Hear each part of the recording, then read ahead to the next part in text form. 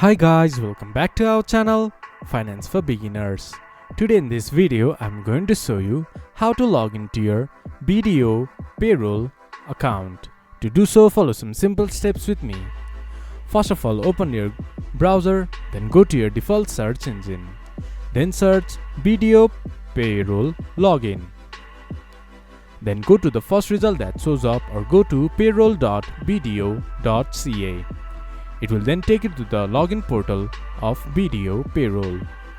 There, click to login page. Then this type of interface will appear in your screen. Once the page has been loaded up completely, enter your access key, then enter your password. Once you have entered your login credentials, click to login. Then you should be able to access your BDO Payroll. If you have forgot your password, you can get help by clicking to forgot your password. This much for today's video. If you guys find our video helpful, please leave a like and comment.